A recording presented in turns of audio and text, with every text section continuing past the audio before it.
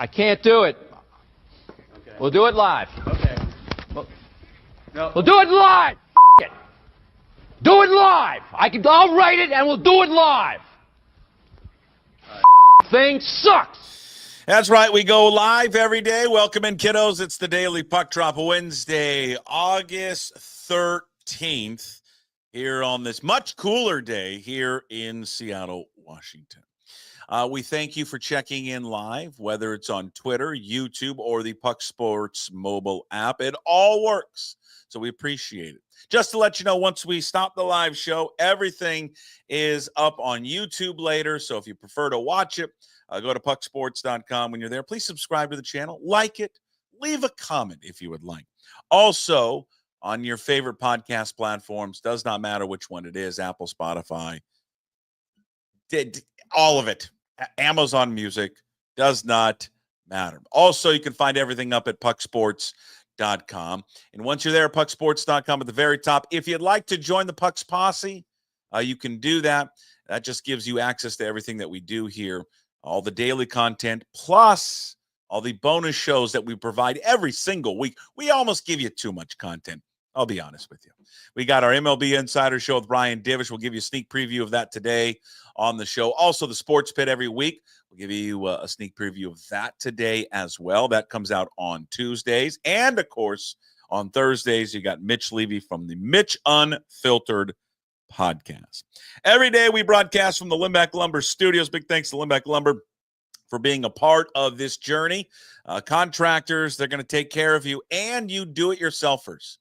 Okay, they got the contract world and those who like to build things on their own. Me, I do not build anything, but if I did, they would take care of me. They got all your lumber needs. They're going to take care of you. They've got free deliveries. They also have the largest stock moldings in the Northwest.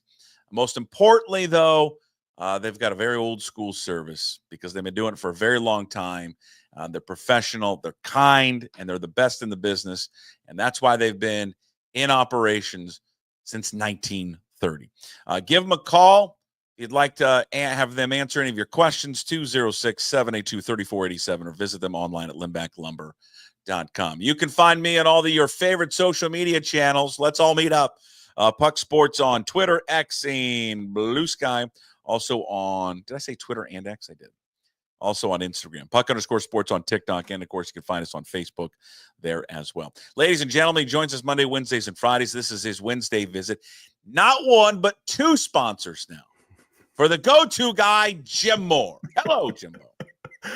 I'm trying to figure out whether I should bust your chops or not. I was just going to say, I mean, you have the longest warm-up and wind-up in sports podcast history. And I'm just I got a lot of stuff to cover. Can you ever pitch from the stretch to start a show? I got a lot of stuff on Wednesday, I'm going to pitch from the stretch.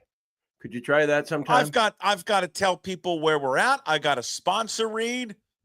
I've got all the platforms. You don't think that most people know where to go by now? I don't know, but there could be the possibility that one person doesn't. I don't know why I'm being a wise ass. I guess it's just my nature because I'm about to give 2 minutes of a read myself. So where do I get off giving you a hard time? I think it's been a long time since you got off. Yeah, it probably has been. Yes, you're right. Very long time. Wait till you're in your 60s, pal. All right. I know you're going to 50. I'm almost 50 and I'm feeling it now. Yeah, okay.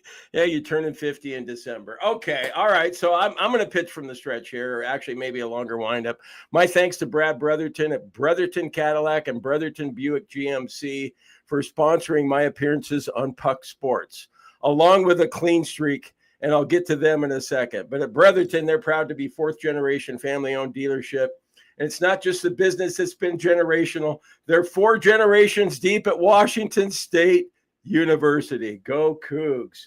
Cougar pride runs strong there at Brotherton. And yes, Cougs take care of Cougs. But that said, they'll treat their Husky friends just as well. But don't bring up the Apple Cup record because Brad's likely to bring up your record in 2008. Whether you're up north or down south, there's a Brotherton location nearby. In the north end, visit Brotherton Cadillac Northwest on Aurora in Shoreline. In the south end, you'll find Brotherton Buick GMC and Brotherton Cadillac in Renton. just off 405, or check out brothertonauto.com. Okay, so do that. Wherever you land, you'll get the same local experience and commitment to quality they built their name on at Brotherton Cadillac and Brotherton Buick GMC. Also brought to you by A Clean Streak. Brian Turner up there in Oak Harbor, proudly serving Island and Skagit counties for more than 10 years. Professional window and exterior cleaning service. They're extending out to Snohomish County thanks to Puck Sports. They want to extend out to Snohomish County. You can get your roof cleaned, your gutters unclogged. He'll do it all. He'll pressure wash your driveway, patio, sidewalk, whatever you got, he'll pressure wash it. So give him a call at 360-395-5748. You can get a free estimate or visit acleanstreak.com. Now, give me a hard time for my long windup after giving you a hard time for yours. That was like triple what I did. No, it wasn't. Triple. I'm not going to just sit there and go, hey, you can follow me on Black Sky and, X and Twitter. Oh, that's you go to Spotify and I'm offering all kinds. I'm not sitting there going, hey, stop by for a free subscription at JimMooreTheGoToGuy.com or whatever the hell it is. Substack. Yeah. Yeah. I'm not much of a seller. I try to be, but it's not in my nature. You want to retract the Black Sky comment, or? Well, I don't know. What is it? Blue sky? Black sky? Wow. What is it? 2025 guys. Well, old people, they can kind of say what they want. Oh, I know. Since I live in Bend, I'm surprised you didn't call it white sky, Jim. Well, you went right to. How are all the white people in Bend lately, Jim? I don't know, Puck, but I'll be floating on the Deschutes River today, and I'll let you know later. You don't say, huh? Yeah. When you're floating out there, just count how many. You know why I'm going to be floating on the river today? Well, number one, it's going to be like in the mid 90s. Number two, we're golfed out. Stevie and I are golfed out. We golfed 3 days in a row, and yesterday up at Aspen Lakes, we kind of got worn out. Yeah. Well, there's a lot of people right now who are working and listening to this and going, God, I can relate. Must be hard to be. I got tired. Worn out playing golf every day. So what are you going to do today? I'm going to float the river. Don't get caught in that. What are you supposed to do when you're 68 and retired? Float the river. Don't get caught in that little what do they call that? There's a little area where the kids surf right there. Surf. Yeah, don't get caught there. Yeah, a little dicey there. It's a little quick through there. Let me guess. After you head to that, after you go float the river in Bend, what's it? They head over to a brewery and then go. No, Stevie wants to go to Chiba Hut for lunch. Of course, Chiba Hut. Yes, I mean. And they serve alcohol there. Another sandwich spot that's high on diversity. Well, I don't know. How do you know that? I'm just joking. And then the M's tip off it. Then we're going to come back and the outdoor patio area where I have an outdoor TV. We're going to watch the M's at 3:35. So there's day. There's your transition. God, what a story! That is a hell of a day. Can I just tell you that? How envious I am of your day. You're going to float the river, which is a great river. Then you're going to head over to Chiba Hut. If you ever go to Bend, Oregon, it's a fabulous little sandwich shop. You're right. It's kind of a cool spot. They serve alcohol. It's really, really a nice joint. And then you're going to go back, sit in the back patio, and watch the M's. Yeah. That's a day. That's a day. That's a great day. No, better than what I'm doing. I'll tell you that. Looking forward to it. And then later on, maybe, pack up the Ridge Line because we're going to be, it's got 356,000 miles on it. And I'm going to chance it and go to Pullman to get the kids set up for their last year as students at Washington State University. Is that your way of telling me you're not here Friday? Yeah, I was going to get to that. Unless you want me to do it on the road, I'll do it on the road. But you get all bent out of shape when I do it on the road. Like, oh, shit, you couldn't find a good Wi-Fi spot. And I don't get bent out of shape as long as you do. I can see it all over your face. As long as you can you fake like you're the greatest guy. Like Puck, honestly, everyone, Puck is a great guy. He is a great guy. But there's 10% of him. You don't see that 10%. Oh, my God. I don't appreciate this. That 10% of you, sometimes you got that look on your face like, Jesus Christ, Jim, would you get the cyber stuff figured out? Well, I mean, you did have computer problems because you had the slider over the camera. Yeah. I love hearing about you though when you have problems, complaining about Root Sports and the app, and Oh, I'm not. No, not no, but getting it's, not getting the live feed. hold on, but that's not me not understanding how to get to the app like you. It's just it's the app itself doesn't work. Well, it works most of the time, but I don't think I've had and then no one told me that if you get an LG TV that it doesn't work. You should So have reached don't out get an to LG Kevin TV if you want to watch Mariner baseball. My only complaint, it's normally been fine, but the only complaint was that during the, I don't know, it was the Ichiro weekend. It's just they had the audio wasn't matching up with the video. It was like the audio of like some interview they were doing with a Japanese interpreter or something talking about Ichiro. And I'm trying to watch Munoz close out the game. Yeah. Well, there's been I don't know. There's never been one single game yet where I've had it seamlessly show up all game long. I've always had to go into my iPad and do something to throw it up on the screen at some point during the game. I would say at least once or twice, if not 3 times. I would say that it on your phone and then on your computer, it works great. It's the second it goes up on the TV. Yeah, the AirPlay thing, and you get that little circle going, working. I don't do the AirPlay thing. I've got we have like and our TVs can have it, but it's on the TV version of the app. Does not work. But whatever. This is boring. You know how many people have turned this? Okay, off wait. Can I get to something? Can I get to something that struck me? Is it more entertaining than this? Well, can I get to something? And you're supposed to kind of have like a hot button topic on sports radio. Oh, and maybe this will be a hot button topic, or maybe it's just, God, old man, get off my yard. And then, one guy trotted out the joke about, the Munoz delay last night. I tweeted about that. It was like, oh, was it getting past your bedtime? Oh, gee, that's funny because Jim's 68 and he's old and he has to go to bed really early. Well, look, pal, on Twitter, I went to bed at 11:05 last night. Yeah, is that late enough for you? Probably later than you because you had to get up for work and I didn't. Okay. What I'm getting at here, Puck, you're making light of people that got to get up early. Let me take over your show for a second so I can bring up this hot button topic. Am I the only one in the world that thought, wow, I've been watching baseball forever and I have never seen a delay like they had for Munoz last night? For that reason, an injury, if a pitcher gets hit or if he has his arm hurt or whatever, the catcher's hurt, then I understand that. But with something like what was going on last night for health reasons, if I'm an Orioles fan, I'm not buying any of that. I'm like, hey, man, I'm sorry that you're hurt. Get medical attention. Get off the field. Get another pitcher in there, and let's go. Am I wrong about that? Am I insensitive? Am I cold? What am I? No, you're not. Have you ever seen that? Guy coming out with smelling salt?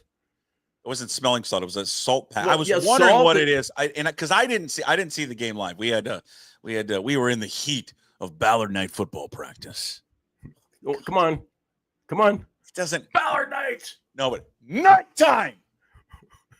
That's better. No. Well, that's what it is. It's nighttime. Ballard nights. So I watched it later. And I was wondering, like, what the hell is he eat? Like, what is that? I thought it was like that goo, like that Gatorade goo stuff. But it was just salt. Is that what it was? Salt packet?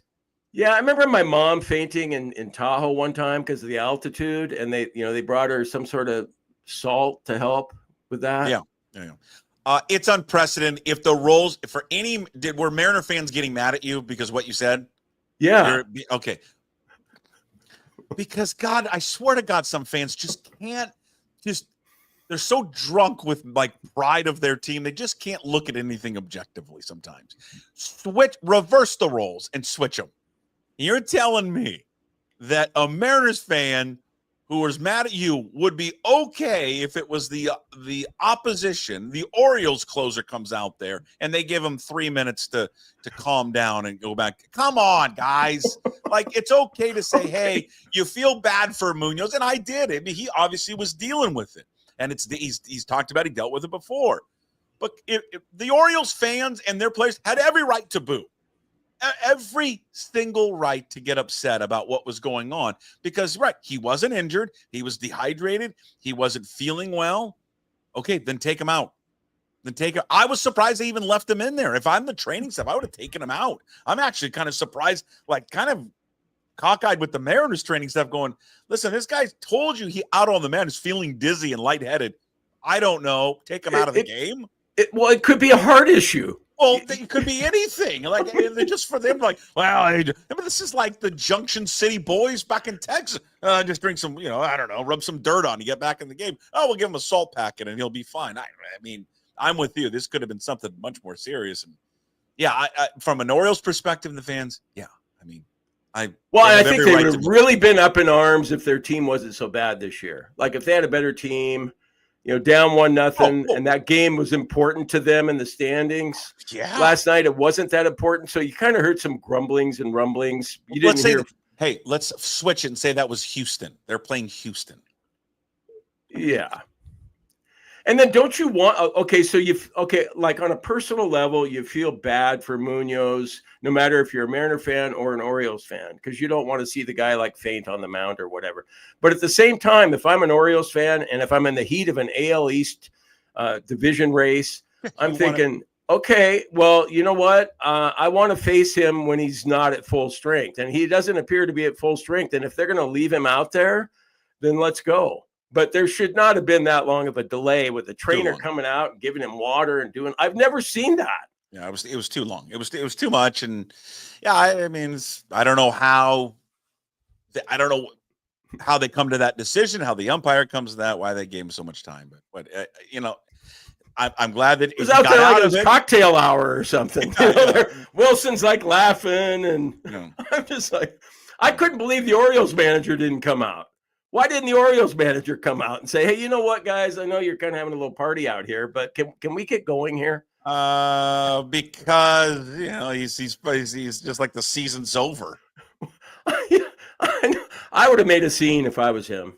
I would have. But anyway, I'm detracting.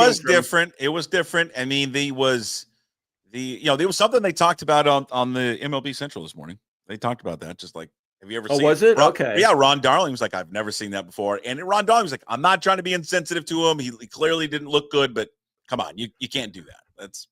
You can't have him just stand out there and then get treated and then stay in the game. Well, he damn near lost the game, too. Oof, Mountcastle almost hit that out.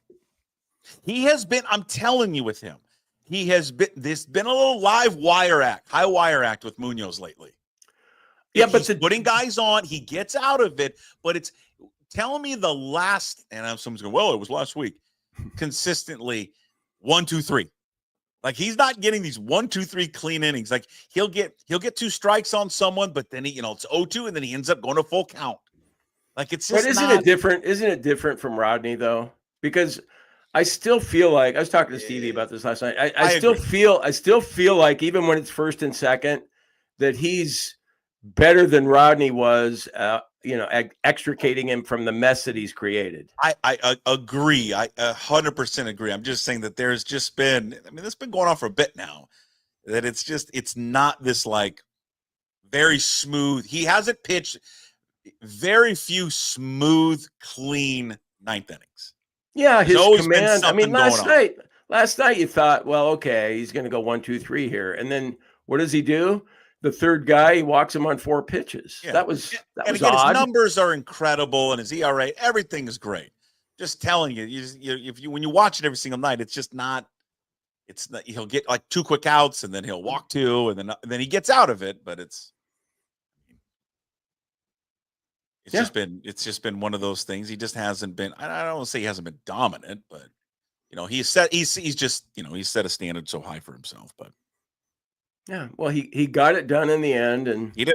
JP kind of made old Josh Naylor stretch a little more than he probably wanted to on that last. I really thought that he really got it out of his gloves so fast that I didn't know that he needed to do that, and he threw it with just, velocity on that thing. Well, Naylor had to use all 5'10" of himself and the reach that he had to get that ball and keep his foot on the base. He continues to be just unbelievable. Just everything, all of it. Had the lone RBI, that great play there that he made defensively. So, Yeah, Naylor's been great. Kirby was great yesterday. His last 12 starts, Tim Booth had that in his game stories. Last 12 starts, a 2.78 ERA. He had that. There was couple huge moments for Kirby in that game. The fourth inning when the 2-out double to Gunnar Henderson, he ends up getting out of that situation with the Adley Rutschman. That was with Rutschman, right? And he ended up, I think, had 2 walks or 2 balls on him. Ends up striking him out, and then he finishes the 7th inning with those 3-4-5 hitters on 5 pitches. 5 pitches to close it out for George Kirby. So he was great. The best thing for me like last night was, the best thing for me with Kirby last night was seeing him go back to the command that he had so much last year, because he hates walking people, and he didn't walk anybody last night. And that's the Kirby we've seen this year has been walking people, not at an alarming rate, but alarming for him. So does he still, as we look ahead, they're tied now with the Astros, top spot in the American League West. We'll see if they can overtake him tonight with Logan Gilbert, or this afternoon. Gilbert on the mound. Great pitching matchup in Houston, by the way. You got Walker Buehler there in that matchup against Hunter Brown. So great matchup there with the Red Sox and the Astros. So Gilbert goes. Hopefully Gilbert can get a little bit longer into a game, deeper into a game tonight. But what the fascinating discussion is this battle of who the 3 guys will be in the rotation once they make the playoffs. That's going to be why. I mean, well, don't you go 4 deep with them if you're the Mariners? I mean, because all 4 are interchangeable, so to speak, interchangeably good.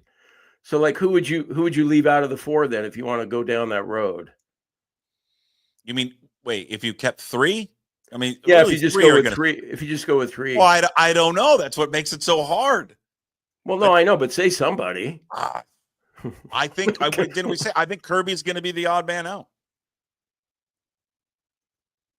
Oh, I think he's going to go. I think I would probably have Castillo as the odd man out. Yeah, but he doesn't have swing and miss though. Not like Kirby, though. When you just think about it, like, who's a better pitcher? I mean, you can make an argument Kirby's a better pitcher than him, but just start thinking of the type of pitcher they are compared. You can make an argument more that you would bring in Kirby. I just worry about Castillo giving up home runs, though. That's all. And you know, it just he just has a tendency to do that in most games. It's it's a great problem to have, and it's a fun debate to have. But yeah, I mean, I think he's going to go Kirby, Woo, Castillo, or Kirby, Castillo, Woo. Shoot, I don't know. Kirby in game 1. Oh, excuse me. Did I say Kirby? Gilbert in game 1. Yeah, I think Gilbert, Castillo, Woo. Yeah.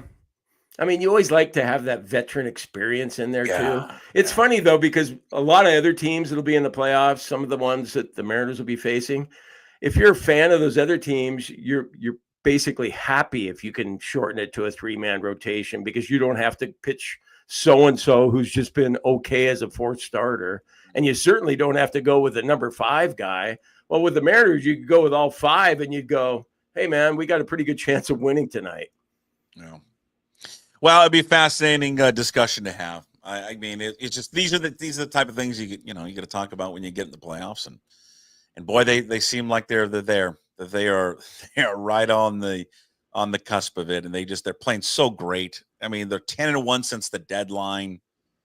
It's awesome. Hey, does it bother you that MLB, I mean, still has Houston on top of Seattle? Oh, I haven't even noticed in the standings. Yeah, and it shouldn't be that way.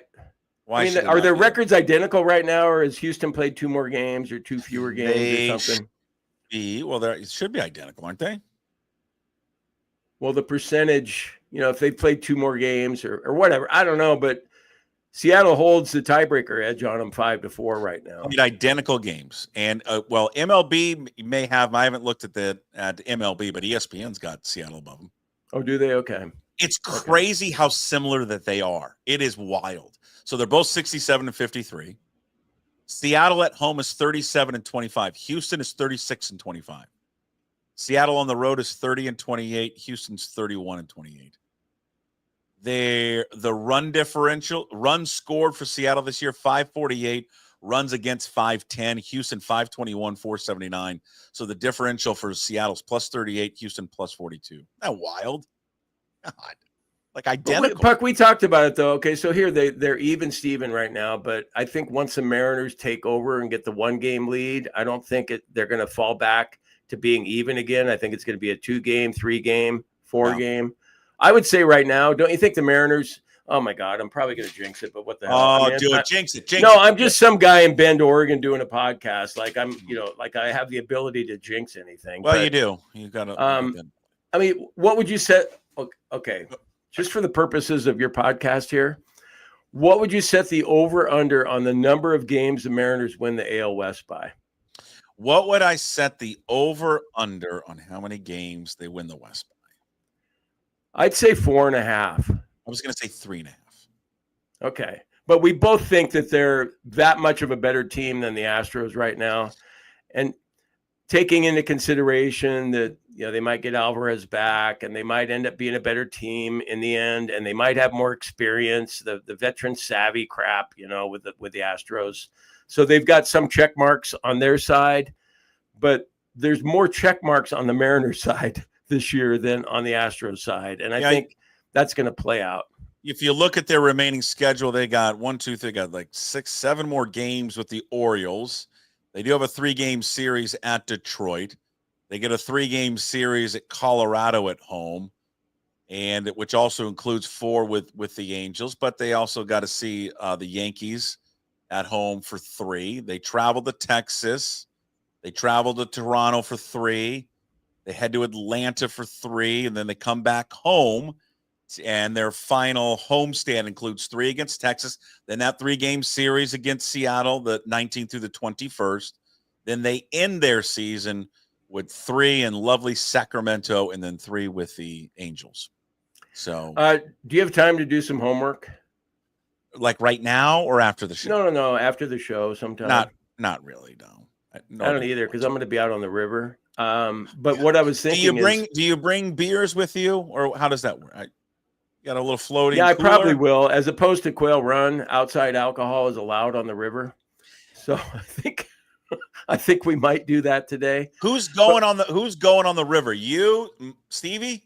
Kathy, Kathy, Stevie, and me.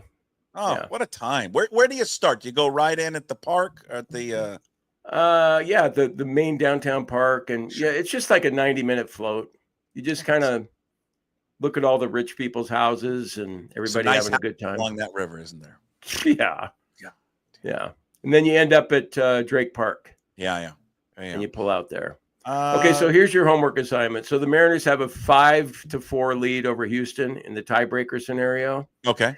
And in that 3-game series, if the Astros take 2 of 3, they'll finish 6-6. And that's the first tiebreaker for the division championship. The second tiebreaker is intra-division record. Okay.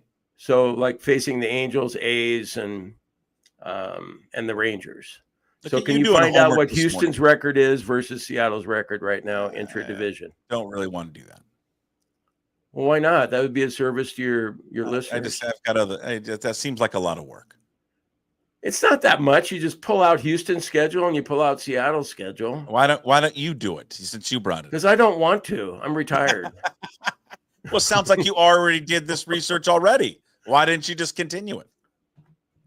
That's a lot of games to go through. There's a lot of games to go through. See, it's just you got to. Don't you think it'd be worthwhile though?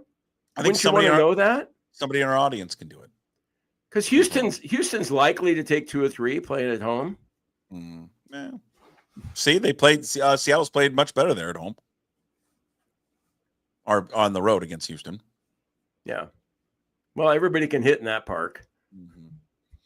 Well, it'll be fun to watch. The watch tonight, Houston's taking on the Red Sox. That final, I think that's the final game for them.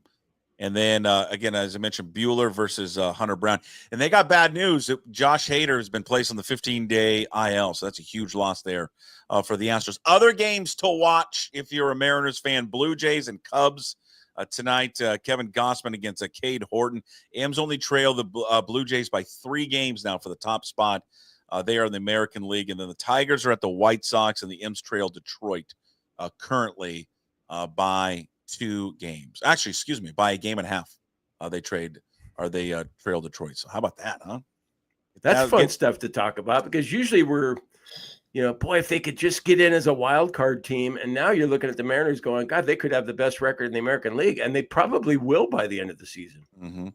Hey, switching gears over to college football, you had your guy on, John Canzano, was on yesterday, and God, he brought something up. I didn't know this has kind of been brewing down in Eugene and Corvallis, that the Civil War could be in doubt between Oregon and Oregon State. Here's John Canzano from yesterday. We started in 1894, Puck. I think it should be played.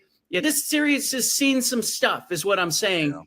Yeah. And, this whole division with, the Big Ten schools leaving, there's just some bad feelings there, some lingering bad feelings. And I think the Oregon State fans are concerned about the resources at Oregon being a factor in this series going on, of course.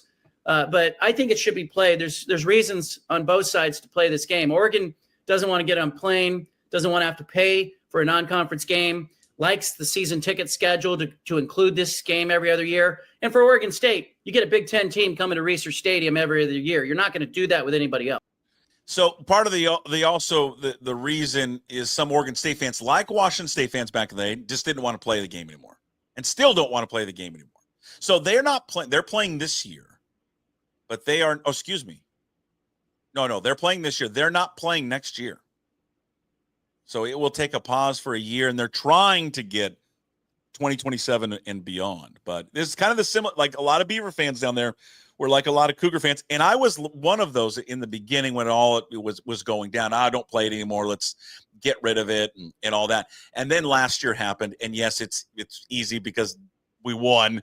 But last year happened, and I just realized, yes, they're in different conferences. I get it. It sucks, and it's a different time of year.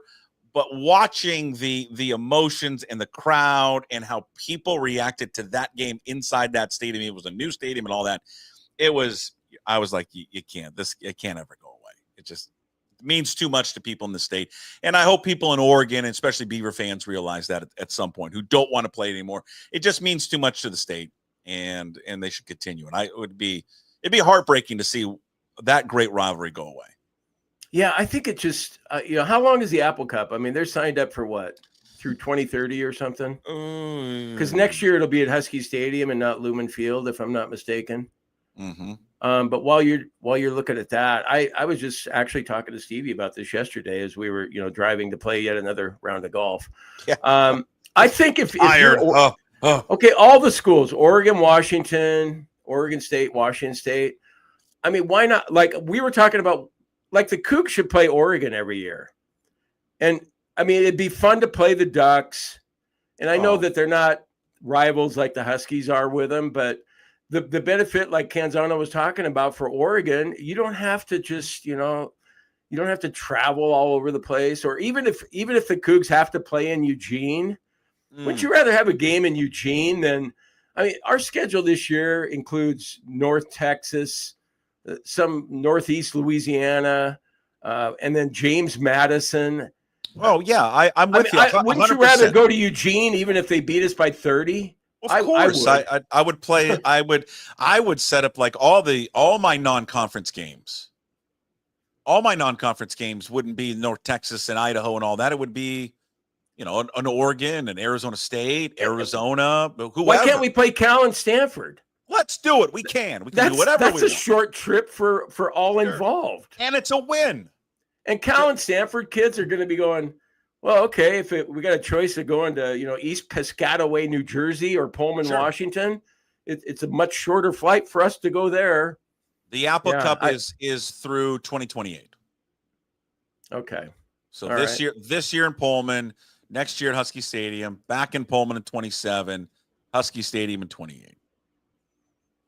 Yeah, I think it's great. I'm glad that we're continuing to do that, and I'm sorry to hear that the Civil War is going to have a year off. It's a year off, which is disappointing that they don't have they already have non-conferences schedule set up. Yeah, it's disappointing for the fans, and again, I know that the hurt feelings, especially for Beaver fans, because we were in their shoes. I think they're going to understand next year when they don't play it. The ones that don't want to play it, they're going to be like, oh, man. Yes, it's not at the same time. It's not at the end of the year. We're playing it. Did they play in the beginning of the year? I can't even remember. The Civil War this year? They played it early on, didn't they not? I can't remember. Anyway, the same weekend we played Washington. Yeah. And I think it was because they Big Ten wanted to kind of set up Oregon and Washington is kind of the rivalry there at the end. And I get that from the Big Ten's perspective. I just think Beaver fans will miss it. They're going to be like, God, I really wish we were playing the game, despite not being in the same conference. So hopefully they can get that figured out down there in beautiful Oregon. And no, I'm with you on that. Though. I want to keep playing the Huskies, and I'd like to play some old Pac-12 teams too as non-conference opponents. Yeah, I'd like to play Cal and Stanford. I mean, are you going to be like? Is it going to be appointment viewing for you when we're on the road at James Madison?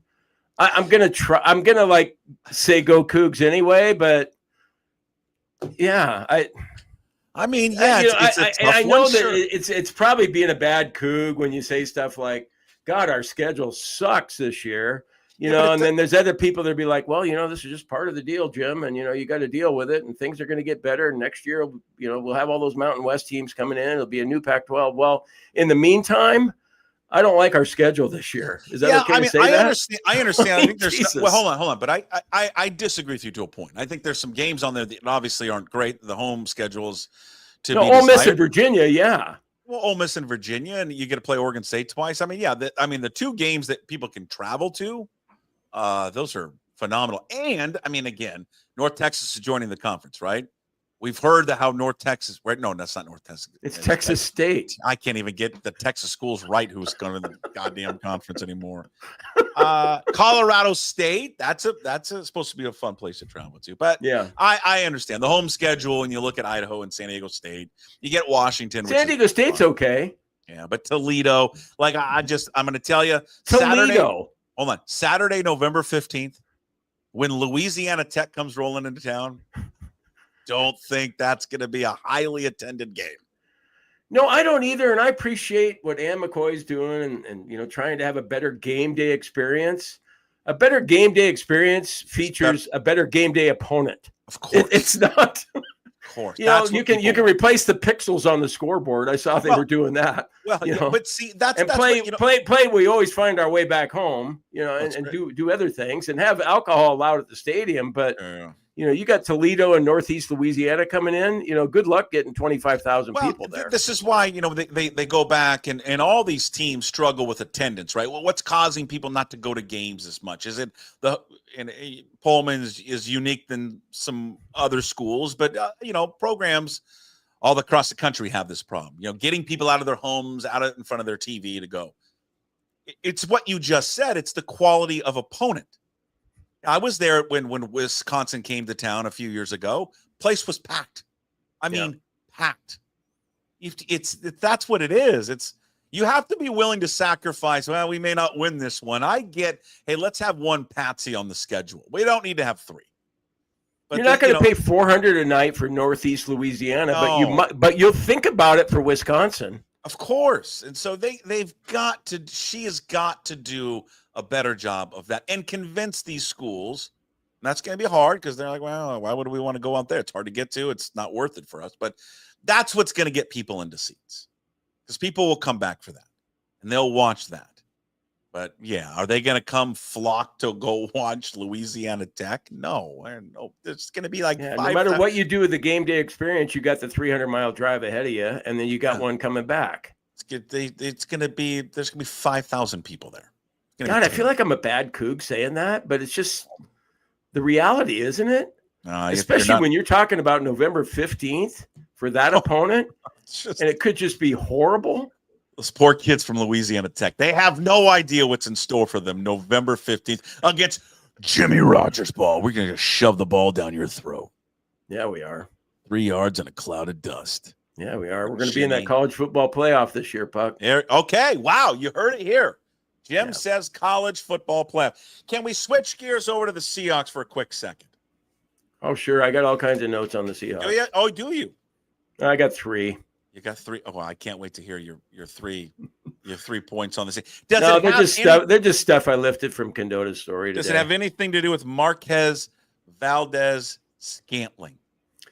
I did see something about Clint Kubiak talking about him, and it sounds like his roster spot is not in danger. He said he gave him a very much yesterday a vote of confidence. But on yesterday's show, Michael Shandugar was on from The Athletic. He had a book signing down at the book play, New World Books, Third Place Books in Seward Park. He's got the brand new book out on the Seahawks. And by the way, Michael Shandugar back with us during the football season, brought to you by Georgetown Brewery. This is something we talked about yesterday, that we both agree that Valdez-Scantling shouldn't be too comfortable on this roster. Bob Condotta, we're talking about this about a week ago.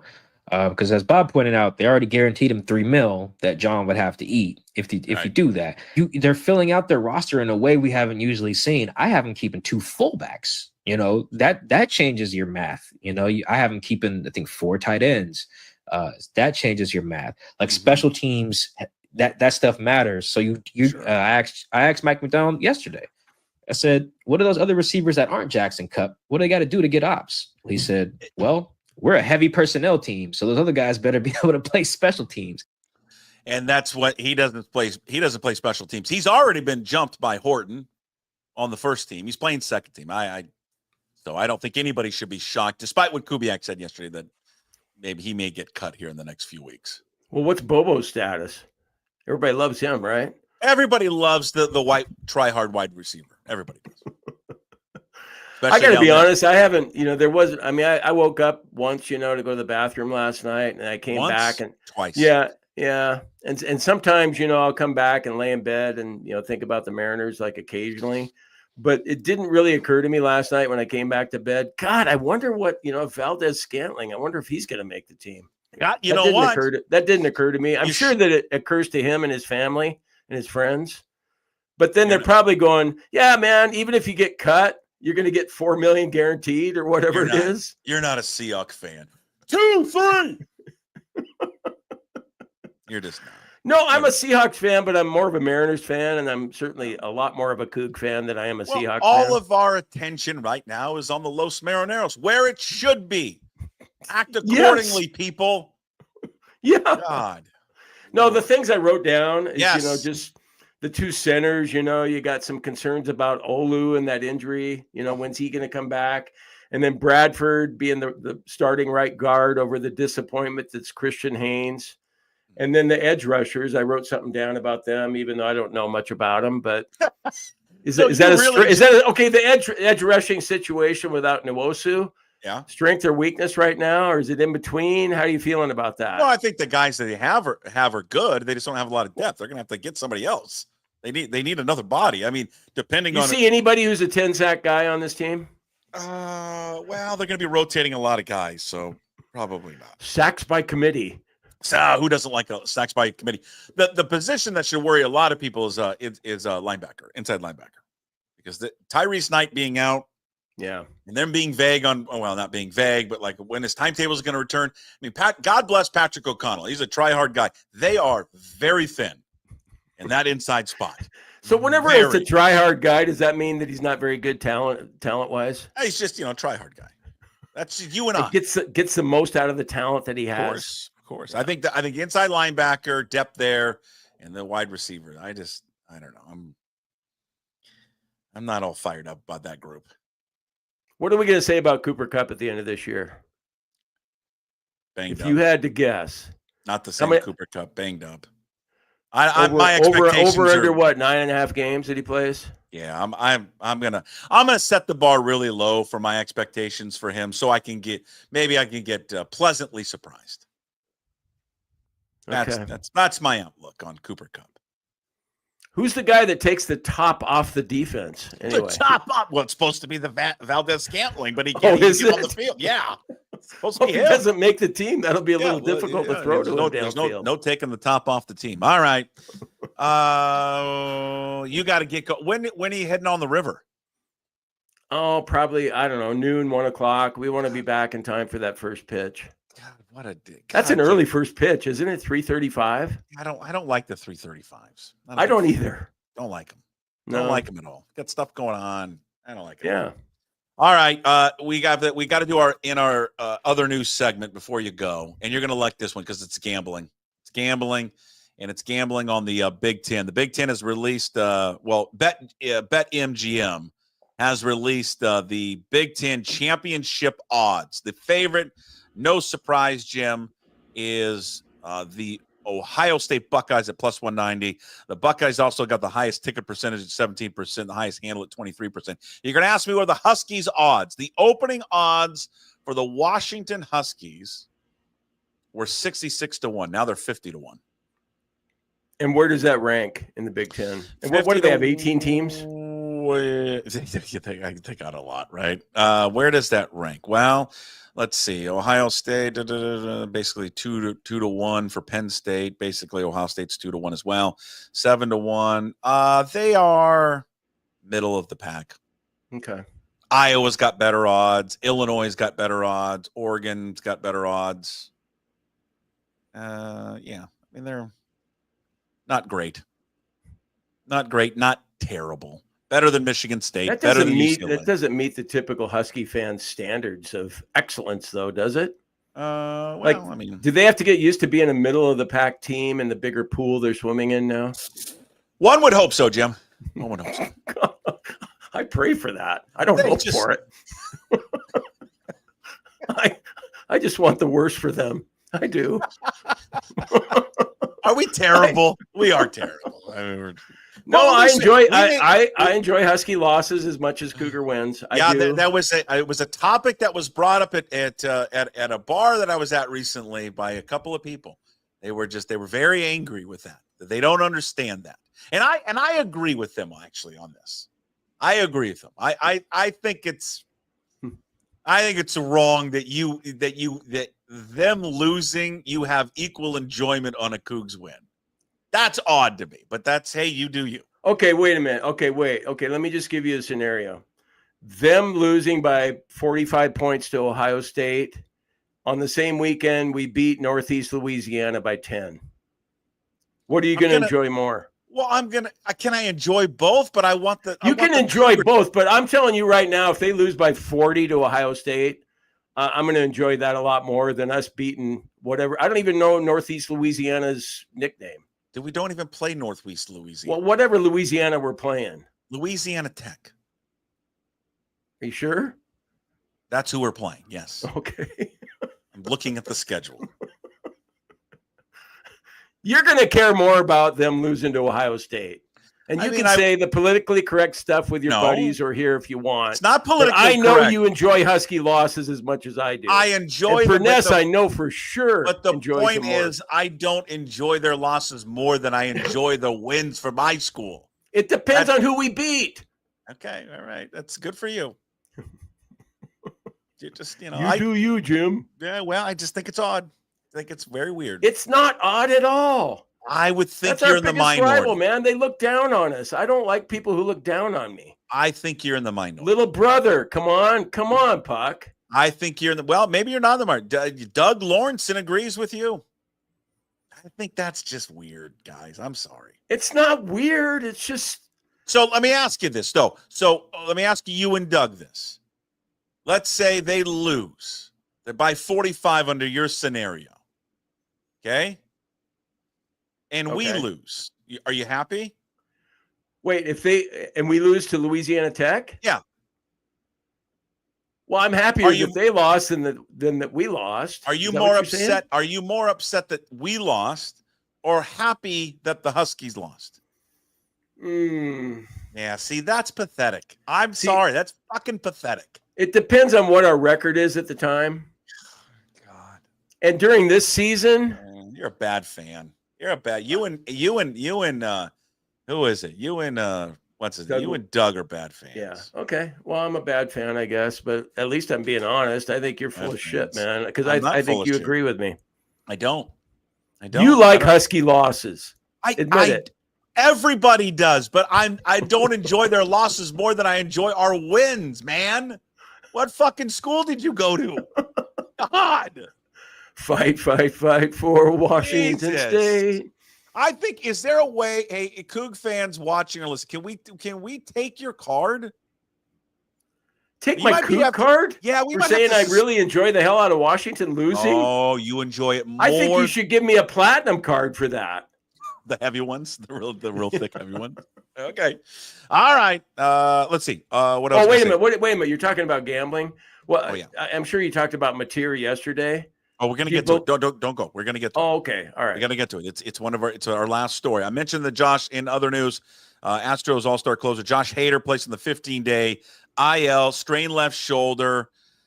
Joe Espada, the manager for the Astros, says it's a gut punch for us. So obviously it is a gut punch. Running back James Cook and the Bills have reached an agreement on a 4-year, $48 million deal. Why am I bringing this up? It includes $30 million guaranteed. Well, same draft class there as Kenneth Walker. Same thing. Final year of his deal. James Cook gets paid. I highly doubt Walker does, so we'll see how that goes. And one more before we get to Mateer. Carolina Hurricanes owner, in other news, Tom Dundon. This just came down probably about an hour ago. Has purchased the Blazers for over $4 billion. So the Blazers have technically been sold. And Oklahoma starting quarterback John Mateer, former Coug great, after screenshots of past references to sports gambling on his Venmo account surfaced online on Monday, he has denied ever being involved with gambling, saying yesterday, instead it was inside jokes with friends. School officials have became aware of the screenshots late Monday night and are looking into the situation. Mateer put out a statement on Twitter. This is a good one because this is the Puckett Crisis Firm. This was well written by whoever was put in charge to write this statement for John. The allegations that I once participated in sports gambling are false. My previous Venmo descriptions do not accurately portray the transactions in question. No 20-year-old talks like this, but were instead inside jokes between me and my friends. I have never bet on sports. I understand the seriousness of the matter, but recognize that, taken out of context, those Venmo descriptions suggest otherwise. I can assure my teammates, coaches, and officials at the NCAA that I have not engaged in any sports gambling. Do we believe him? I don't believe him, but I don't think it's a serious offense for him to have bet on the USC-UCLA game. Well, it is because it's illegal. I know. It's just my opinion, though, that it shouldn't be a serious offense. But if they find out, he's done. Wow. Wait a minute. Even if he bet $20 with his buddy? Yes, he's done. He's done. You cannot bet on college athletics. He's a college athlete. Can we get him back? Maybe we can. Can we sneak him through? I'll let him use my rebet account. Yeah, I don't believe him. I don't think there's a person in the world that believes him. Certainly, and I don't believe him after that statement that's crafted by an Oklahoma lawyer or a PR person. God, he could blow all his NIL money? All of it. If they can prove that he made bets, but here's the deal. How do you prove it? If he's betting with a buddy and he sends the money over Venmo, how do you prove that? If he never made a bet at a casino, but he's just how would the NCAA? They don't have enough people to investigate it. And tell me, how would they ever be able to find out if he truly did? You can't prove it. Well, and then wouldn't there be some Oklahoma booster that would pay something to the NCAA, some dirty NCAA official to get him to be eligible and to look the other way or sweep it under the rug? I mean, that could possibly happen too. I just comes back to this. How do you prove it? We know when they catch these other people that are betting, they've either they've done it or somebody associate has done it through a FanDuel or whatever, DraftKings. But he's just like you and I betting, like how we do. Well, see, I sort of know how Venmo works because I'm capable enough to send you $20 on that bet that I lost on the Seahawks. Sure. But did you send game.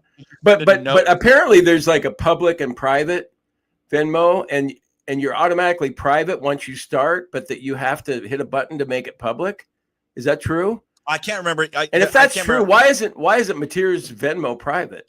He should make it private, but even when he's sending the money, just say it's for golf, pizza. Like, you're not supposed to, when you send money, especially with gambling, they tell you this all the time via Venmo or PayPal. You're not supposed to say it's for gambling. You don't want to tip anyone off that it's gambling.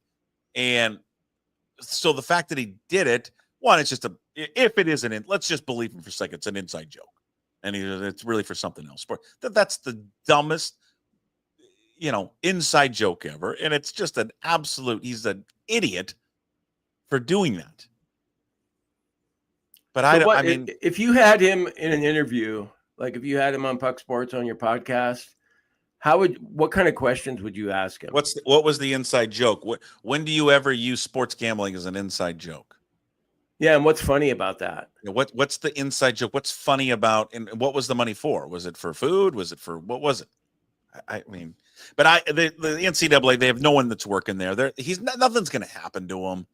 I'd probably say, God, do you have the Trojans laying the points, or did you take the Bruins in the points? Yeah, because I don't know how they'll be able to prove it. But lesson learned for John. Can you imagine though if they do prove that, and he can't play at Oklahoma, and he forfeits like $3 million?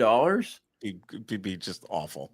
Yeah, all right. I'm rooting for that kid. I'm looking forward to watching. I'm not an Oklahoma fan, but I will be this year. Well, yeah. He's a great kid, and good for him, and I hope he has great success there. All right. I hope you have great success on the river today. Have a blast. Drink a few beers. Go watch the M's, and man, that's a great retired day. Yeah, thanks, Puck. I appreciate that. All right. Go Cougs. Yeah, go Cougs. No, I don't know. You don't get to say go Cougs. Come on, I can say go Cougs. Get that platinum card for me. You should lose your card. You're out. You're suspended. Jason Puckett, okay with the Huskies winning. All right. We'll see you maybe Friday. See you. All right. Take care. There he is, Jim Moore. Monday, Wednesdays, and Fridays brought to you by A Clean Streak, also Brotherton Cadillac. Big thanks to those for sponsoring Jim Moore every single Monday, Wednesday, and Friday. All right, couple of things coming up before we wrap up the show. We have our edited shows, our sneak previews of both the Sports Pit and Ryan Divish from this week. Full episodes available at pucksports.com. Go there to sign up to become a Pucks Posse member for just $5 a month. Ryan Divish, of course, joins us every single Wednesday talking Mariners baseball. He's back on the beat full time there for the Seattle Times, but he's not on the road trip. And for good reason, because it's too hot back there in Baltimore. On this week's episode, we talk a lot about, on the full episode, Andres Munoz, the rotation, how well this team is playing right now, Julio Rodriguez. Will they give him a break at some point? He brings up something interesting in the full episode about Luke Raley and the position that Luke Raley was playing in his rehab start in Tacoma. Victor Robles, when Robles and Raley come back, who is going to be the two people that are out? Actually, there may only be one man that is the odd man out. Here is this week's Ryan Divish Show, our MLB insider from the Seattle Times, here on the Daily Puck Drop. With how they're playing, and then also just like looking at their lineup, and Suarez really isn't even doing anything. Nothing. And it's still pretty good. I expect him to kind of get going on this trip. More hitter friendly ballparks. But yeah, it's kind of crazy to watch because and we talked about it before, but I don't recall, since I started covering the beat in 2006, this is the best lineup they've ever rolled out there in terms of it's not just like the hitting or the names. It's just how athletic they are. They can move, they can run. You look at the stolen base numbers, just defensively, they're pretty solid. Think about this. In 3 weeks, they'll get Victor Robles back. In about 4 days, they'll get, maybe even tomorrow, you'll get Luke Raley back. Yeah. They're getting more athletic as they go. And, there's really not a lot of free outs. Like the kid at the bottom who's 21, his at bat the other day against the Rays, against Griffin Jacks to set up Cal Raleigh's homer. Mm-hmm. That was just, he's down 2 strikes. Yep. And he takes 98 and just punches it through because he can hit velo. That kid can hit 98, 99. He's totally not afraid of it. And for him, it's he gets the hit. He's like, bro, we're going to go play some Fortnite after this and maybe get somebody to buy us beer. He looks like he's 9. I know. Since he got rid of the mustache, he looks like he's 9 years old. Yeah. He's just a phenomenal baseball player. So I can see why the national guys are jumping on. And they always jump on about 5 days after everybody else around here sort of recognizes it. But you look at everything. If Kirby's going to be like that, and I think we've seen flashes of what Gilbert used to be, and if Bryce Miller comes back at all, they're doing this without one of their better pitchers from last season and one of their best pitcher from last season not really having the year you expected. You know, so it's like they have a lot of pieces in play. They can get better. I mean, my only concern is like when you know, if you have to use that, and they've used their back end guys so much, like they got Brash a day yesterday, but that bridge from Bizardo to whoever you get to your leverage, Bizardo or Vargas or Coar or anything, it's still a little shaky at times. Like Bizardo was pretty good last night, but like it's 1-0. He gives up the 2-out single, and I thought for certain, like, oh yeah, he's giving up. But isn't that only a problem right now in the regular season? Yeah, because when they get in the postseason, it's going to be a different animal because the guys that are left out of the rotation are going to be those guys. Exactly. But to get to the postseason and to get to where they want to in the postseason, which is win the division title, and also get one of the top 2 seeds, because they're knocking on that door. Of course. So that you get the first round bye and really set up your rotation. I mean, you need those middle relief guys, you know, here down the stretch, because it's going to be, you know, they've run. I mean, like every time I jokingly said at some point Gabe Spire's arm is going to fly off on one pitch because they've used him so much. But like they need those guys somehow to come through. What about, hey, I just saw this. I saw this on Twitter the other day, and I you know what? I have no idea how he's been. I guess I could probably look it up real quick, and I probably should have done before I asked you. Didn't Kendall Graveman just get released? Yeah, he's been really beat up this year though, but I'm sure they'll look at it. The thing is like they won't claim him off of waivers because they don't want they don't want to pay that money he's owed. Yeah. Right. But you know, you could probably, if you can get him to sign on a minor league free agent or whatever, because he's already getting the money. But that's another thing. He doesn't have options, so you want him to pitch a little bit before you come back. You really want to carry him. If you can convince him to take the split deal or whatever, send him to Tacoma for 6 or 7 days to pitch and then bring him back, certainly, you know. But that's the one thing is you don't have roster flexibility. He doesn't have options. You know, that's a problem with these guys is, you know, really only Legumina and Coar have options, I believe, that are left. And so you can't maneuver as much as maybe they would in past years. You know, because I checked in, like I asked about if they had any interest in Nick Birdie, he was a second round pick the Red Sox just released, and he throws hard and he's got, you know, a lot of talent. He's just been injured a lot.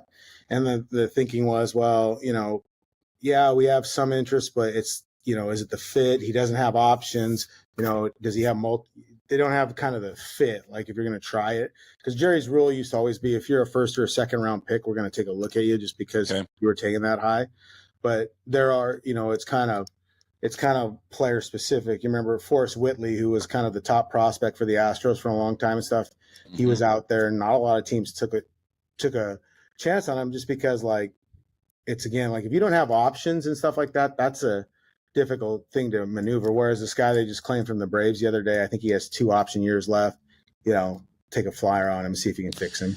Okay, so if you're looking ahead, and you just mentioned, it looks like we expect Luke Raley tomorrow. We're as we record this on Wednesday, maybe before they wrap it up against Baltimore. We do know this. He's coming back soon. So Raley comes back, and then you know, Robles played his first rehab game yesterday on Tuesday night. So he needs 40 or 50 at bats before he comes back.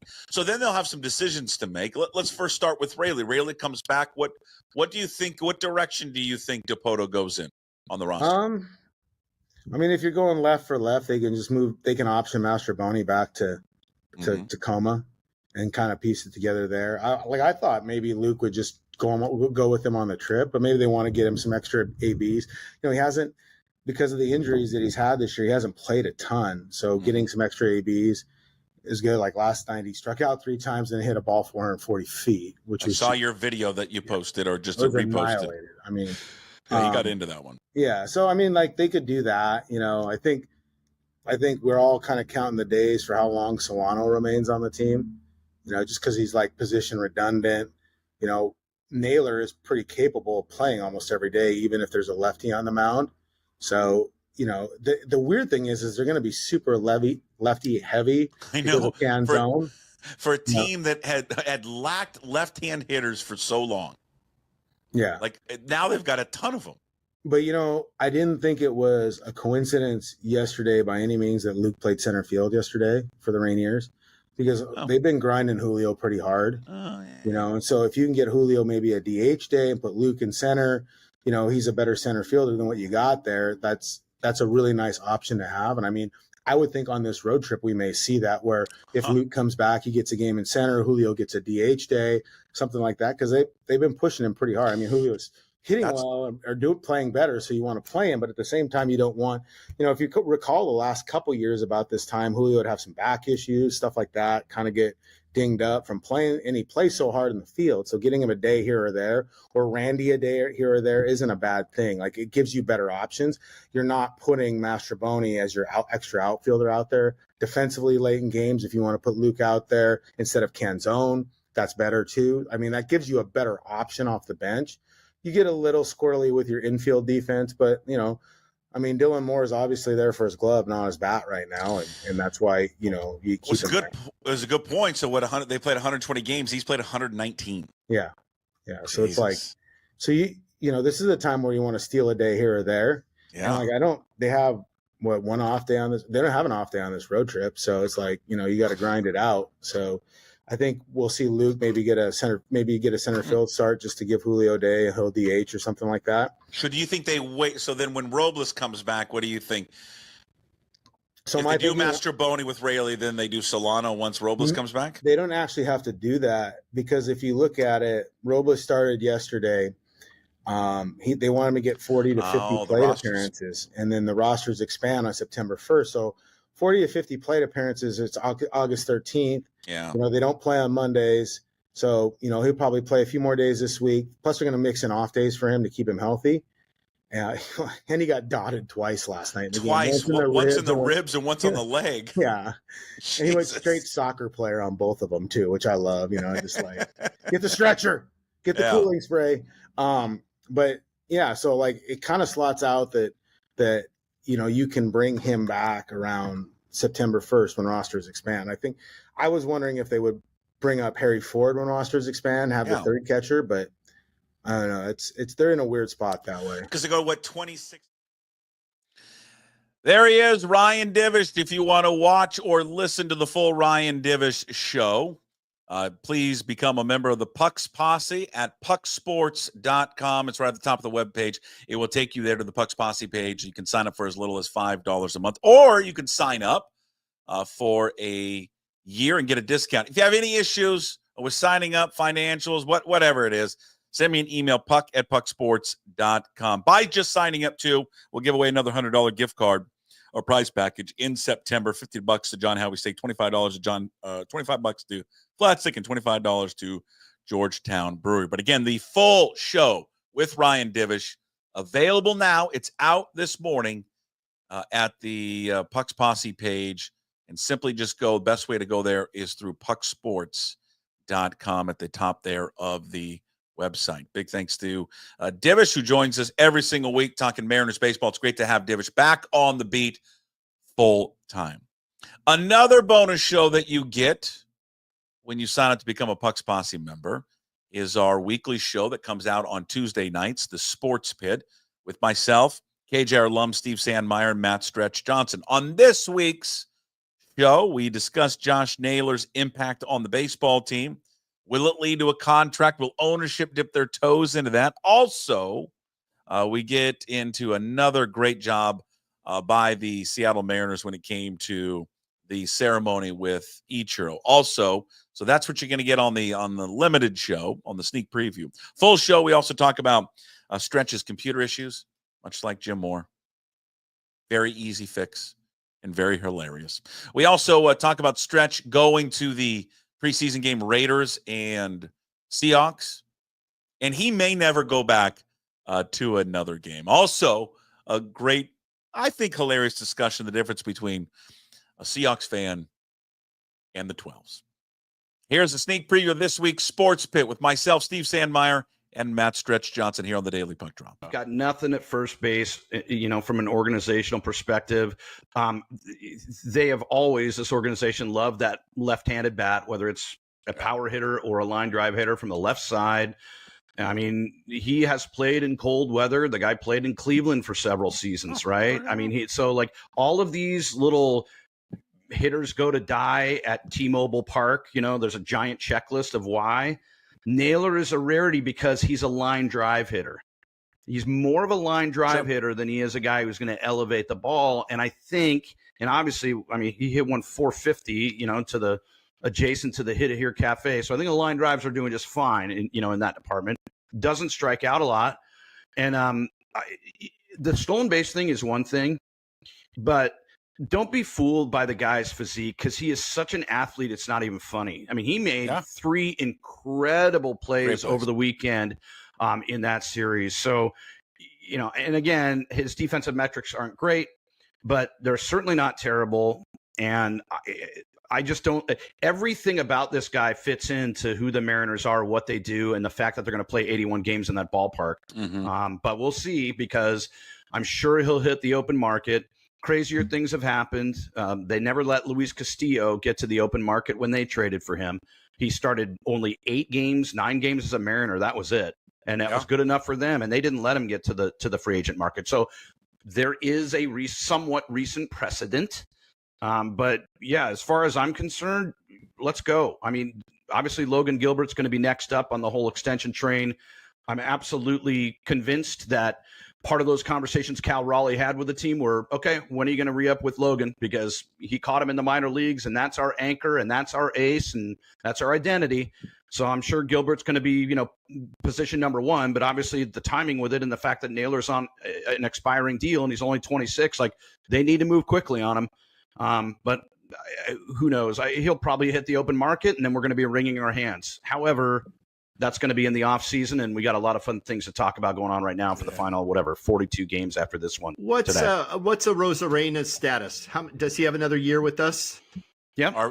No. Well, arbitration. Yeah. Yeah. Okay. Yeah. But we club control. I mean, throw arbitration. So that's, if you're going to stick with that lineup, what would be fun is the righty, lefty, you know what I mean? I mean, Naylor fits right in there. That'd be another reason to have him. He doesn't make he makes all the plays at first base, to your point, Steve. I mean, maybe not going to be recognized as a Gold Glover, but what's the downside? I mean, I wouldn't be surprised if they met with, and that was the other question, is do we know who his agent is? I mean, I only know two agents' names, and Rosenhaus does football, so it's not like that matters, but you would think that this guy fits everything. I mean, to me, he's one of these guys that doesn't want to be bothered in public. That's just his persona. Like, he would fit. Do you think many people, recognize him in Redmond? To me, it doesn't. He just kind of minded his own business. The greatest free agent signing the Mariners ever made from a position player standpoint, or I should say an offensive player, because he really wasn't a position player, was Nelson Cruz. They gave him 4 years and I think $60 million. So they got him at 15 per, and he hit 40 bombs every year and basically annihilated the entire narrative, and even was an outlier statistically on right-handed hitters, having it be a graveyard, for right-handed hitters at T-Mobile. Naylor is unique, and I'm not making any linear comparison between Nelson Cruz and Josh Naylor, but all the things I just said about him, he is a very unique guy that I think could potentially overcome this ballpark. And I'm not being like dramatic or adding hyperbole to this. Offensive players have to overcome the ballpark. We've known it for years. And I think Naylor has enough of a unique set of skills and enough check boxes off to where this park may not adversely affect him as much as it would other players that come into this ballpark in this market. Yeah, he doesn't seem to be affected by it, like of all the things, or he doesn't seem to have the personality that would have let that, the weather or whatever else, the history of it, the reputation of it bother him. And I mean, I just don't think that stuff gets under skin. I don't think it. He is a line drive hitter that balls go out. I mean, he's raking to the right hand side, and the wind helps him on that side. The wind doesn't pound the balls down to the right. I want to say it's almost advantageous getting to that right-handed corner, the right corner down there. Yep. In the second half of the season, the ball always carries out from right center to the pole. Yeah, always. And maybe that's one of the reasons why the team is so in love with trying to acquire left-handed bats. That would make sense. Stretch is totally right. The dumbest thing I shouldn't say the dumbest thing. One of the many dumb things this organization did was when they built the stadium. Remember, they let Griffey and Buhner and a few guys take BP in March when it was like 28 degrees. Remember that? It was like 30 degrees, and they were taking BP while it was still under construction. I mean, if Ken Griffey Jr. had stayed more than that half season, right, and understood that ball would carry to right, there could have been a different story with all of that. But yeah, that ballpark. And the thing is, I will say it's 26 years old, whatever. It stands the test of time. And from the experience perspective, it hasn't aged a bit, which is the ultimate compliment. Yeah. But yeah, no, I something about this Naylor thing, and I'm trying to separate you because you have to base your opinions on facts and not emotions. And there are a lot of emotions involved in the Naylor thing based on where the team is right now, right? But the facts are there too because he's getting it done. He's getting it done in the field. I mean, clearly he's getting it done on the base paths, which nobody expected, although he has stolen bases before. And at the plate, he's fun to watch. He's a really fun at bat to watch. Yeah, he's just fun. It's fun all around. Stretchy, what'd you think of the Ichiro weekend? Oh gosh, the speech. I watched. I didn't see a second of the speech. Really? Nope, I didn't. And sorry. Yeah, I'm sorry. I'm sorry. Not interested. You would have loved it. No, really. You're not interested at all. I have it on DVR somewhere. No, yeah. Sorry, I'm just. I think you go back and watch it. I think there's a. I'm not shutting the door on it, but I was open it up. I was looking around. I think I've still got the game saved. It just all right. I was running around and I came home in the third inning. Puck, he's not watching it. Puck, you're not going to watch it, are you? Just say you're not going to watch it. No, I have no interest. I don't like any of. I don't. You don't like the pomp and circumstance. I don't care when they say, and my favorite brother from another mother, Ken Griffey. I couldn't have done it with. Sorry, I don't mean to sound like this. I lived through it. I watched all these games. I saw. Sure. Not to sound weird, I watched 140 of those games a year when I was. That's all I was doing. I don't know. It doesn't interest me. I only watched the Cooperstown speech because I knew we'd talk about it. That's the only reason I watched. There's a moment though, Steve. I assume you saw it. Yeah, I watched it. There's a moment when I think the best moment was, at least for me, was when there's like 5 minutes where he turns and just thanks Randy Johnson. I just thought it was really good. It was just a cool moment between the two guys, and it felt like it was. I don't know how Steve. It felt like it was just those two guys kind of interacting. He spent a good chunk of his speech talking about Randy Johnson. That's also really good PR. So whatever advice he got, he certainly followed it. And I'm not saying that maybe Ichiro didn't genuinely feel that, but he understands that Randy Johnson decided to wait a year to have his 51 ceremony. And reportedly, when this first happened, when he was with the Oryx Blue Wave and wore 51 there, when he came over to the States, he apparently called or contacted Randy Johnson. Now, remember, when he came over, Randy Johnson was in the middle of shoving and winning 4 Cy Youngs in a row with the Arizona Diamondbacks and was still probably, good and pissed at Chuck Armstrong, one of the biggest boobs of any Major League front office ever. So he probably, there could have been a little Randy Johnson that was like, yeah, whatever, take it, 51. I don't give a shit. Have it. You know what I mean? Yeah. I don't know. I have no idea. I did think it was a poignant moment when he and Randy were hanging out and the whole 5 in the 1 pose and that photo. Cool. And then he caught the first pitch, the ceremonial first pitch, during that series. So that was pretty cool. But yeah, he spent a good chunk, like Stretch. He spent several minutes talking about Randy Johnson. That's awesome. Which was super cool. And then he turned, and then the other part was that everyone thought was a pretty cool moment. He addressed the current team and had some good, positive stuff to say about those guys. I just think it was just a win-win. They did a nice job.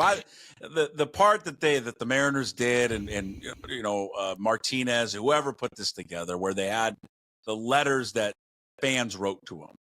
And then they had those people voice them, and then they were Listen, up. That was pretty cool. Martinez is now the president. We always joke about Martinez used to be the marketing guy, and we would call him for tickets. He's the president now. They have Can't talk to him anymore. Well, no, they have a ton of people that do this stuff. And Martinez did it himself. We're not allowed to call him Kmart anymore. Please say it ain't so. Can't nothing. He Really? doesn't pick. We have to go President Martinez. He doesn't pick up anyone's phone calls. No, he or does texts not or anything. respond. But He like, doesn't listen, No man, responding. Listen, you guys are right.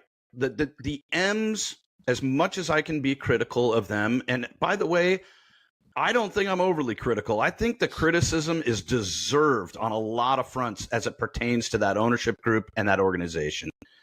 They, however, have consistently nailed those kind of ceremonies. Absolutely. They do it right. Yeah. I went to...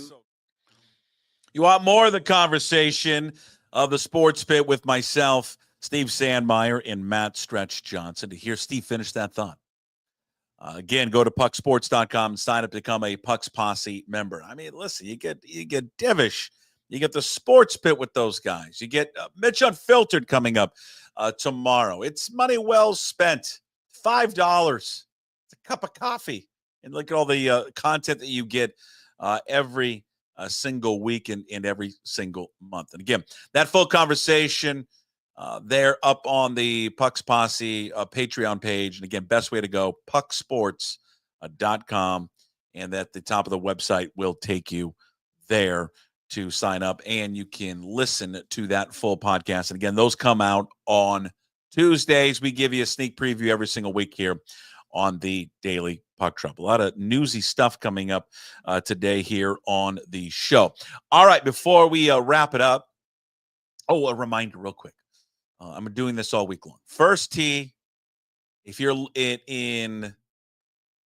are looking for new clubs, First Tee is having their sale this week, their summer sale for clubs 11 to 3 o'clock on Saturday at Jefferson, which is formerly Jefferson, now Bill Wright.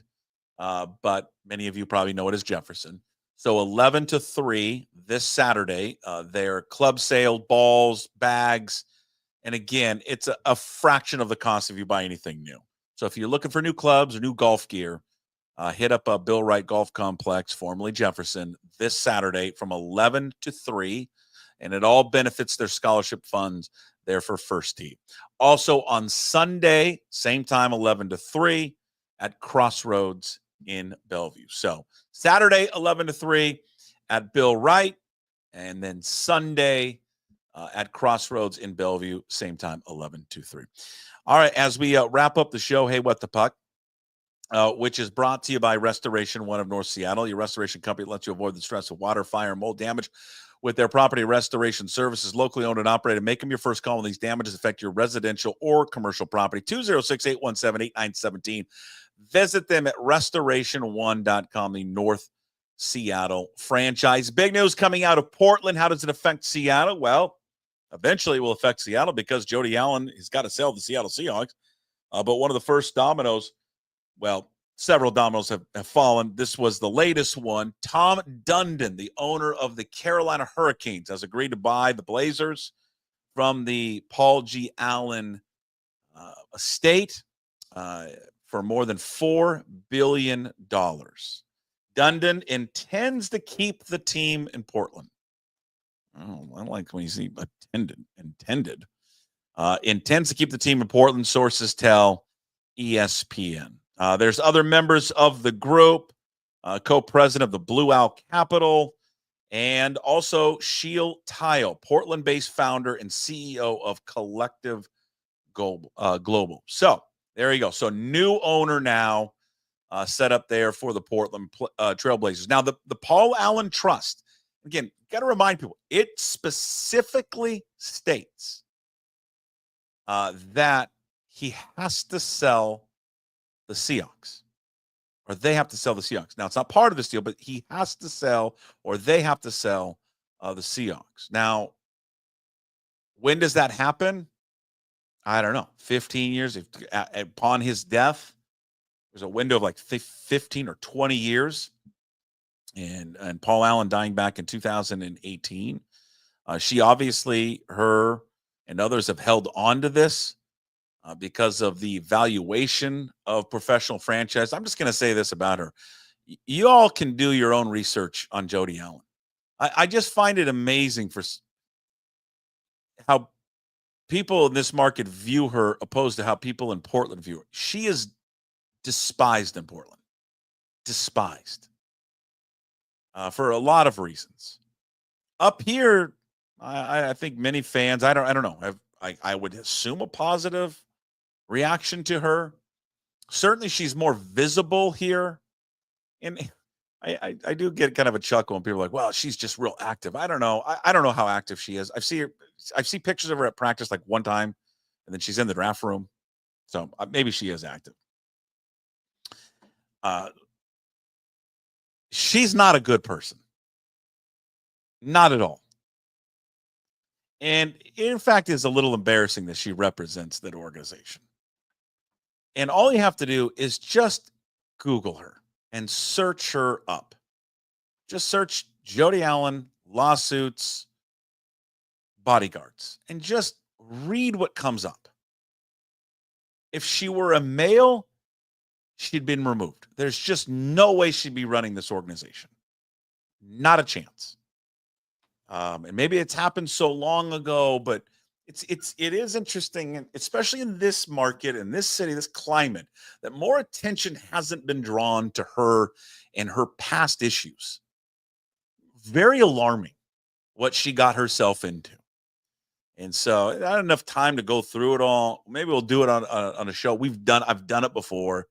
Just go read it for yourself and tell me what you come away from and thinking, God, that's the person you want representing the Seattle Seahawks. I don't know. She's just not a good person at all. But she had people here in this market have a very different view of her than people in Portland, as I mentioned before, because people in Portland cannot stand her. Up here, I don't know, seems indifferent when it comes to her. But again, doesn't matter. At some point, that the Seahawks need to be sold off. The time frame of it, when it's going to happen, doesn't seem anything is on the horizon right now for that. But again, this is now the Blazers have been sold. Next up now are your Seahawks. All right, that's Hey What the Puck, brought to you by Restoration One of North Seattle. It's your restoration company that lets you avoid the stress of water, fire, and mold damage with their property restoration services. Locally owned and operated. Give them a call, 206-817-8917. Visit them at restoration1.com, the North Seattle franchise. All right, big thanks everyone watching and listening today. Thank you to all the sponsors, Limbeck Lumber, also Chalet Bowl, Restoration One, today's Daily Punch Up. Find it up on YouTube. Please subscribe to the channel, like it, all that. You can also find the Daily Punch Up audio form on your favorite podcast platforms. Does not matter which one it is. Also, go to pucksports.com. You can find everything there as well, including the way to sign up there for the Pucks Posse membership, which again gives you access to all the free stuff, but all of the bonus shows that we do every single week, like our MLB Insider Show with Ryan Divish today, Sports Pit with Steve Sandmeyer, Matt Stretch Johnson, Thursdays with Mitch Levy, KJ Arntz from the world-renowned Mitch Unfiltered podcast. All of it there at pucksports.com. Appreciate everybody tuning in today. We'll see you Thursday's show. We'll see you tomorrow. We've got Mike Garafolo, NFL Network. Speaking of Mitch Unfiltered, KJ Arntz, another episode there coming up tomorrow. We will talk to you at 10. Till then, as always, we promise to be better. No shoes, no ties. Would anybody like to smoke some pot? Yeah. I was born to love you. I was born to lick your face. I was born to rub you. But you were born to rub me first. What do you need my address for? We'd like to send out a mailer. Mother of mercy, I don't speak Japanese!